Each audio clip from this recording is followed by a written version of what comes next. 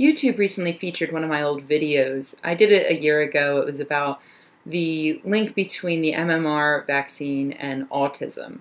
It was actually about the lack of a link, since I was talking about how all of the credible scientific evidence we have tells us that there is no link. It is simply a coincidence that children tend to be diagnosed with autism at around the same age that they tend to get their vaccines. And I got a ton of comments because of the video being featured. And most of those comments, nearly all of those comments, were from people who were against vaccines. So 90 to 99% of the comments were what you could probably expect, this being YouTube. They were, death threats, bitter, hateful, violent, misogynistic sort of bile. But a few of the commenters had some interesting advice for me. They suggested that I follow the money. And so I decided to take them up on this advice. I looked into a bit of vaccine history, and I followed the money, and I was shocked at what I found. So I thought I would share it with those of you who might not know.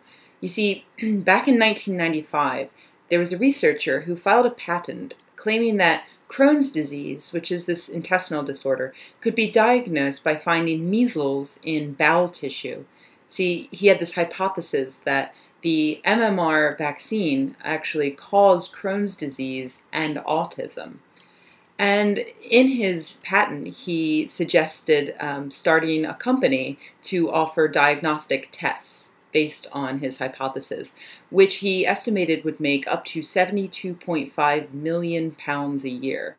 Then a lawyer working for an anti-vaccination organization started actually paying him £150 an hour plus expenses to come up with a study that would support the lawyer's legal attack on MMR manufacturers. The researcher eventually got £435,643 out of that deal alone, plus expenses. Then that same researcher got £50,000 from the UK Legal Aid Board just to pay for the research he was doing. In 1997, he filed for 2 more patents.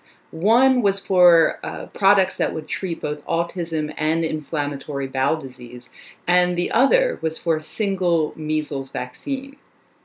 Then he actually tweaked the data that he was working on in order to make it look like there was an actual link between MMR and autism and inflammatory bowel disease.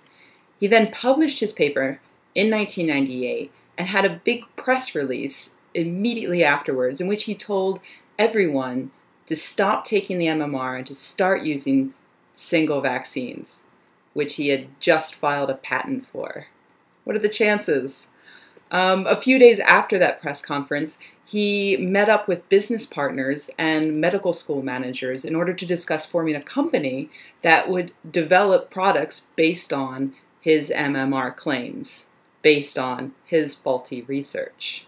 I know, it's crazy, right? It goes on. In 1999, he formed a company called Unigenetics, and he got £800,000 for that company to perform more tests on children, based on shoddy research. I know, £800,000. His name's Andrew Wakefield. I'm not sure if you've actually heard of him. So yeah, thanks for the suggestion for following the money. Also, a number of those same people who wanted me to follow the money asked if I was being paid by Big Pharma. I get usually about like £5 a video. But that's from Google AdSense. That's those annoying little ads at the bottom. I'm still waiting on my check from Big Pharma. So any day now it's going to show up. And then, man, the video quality here is going to go through the roof.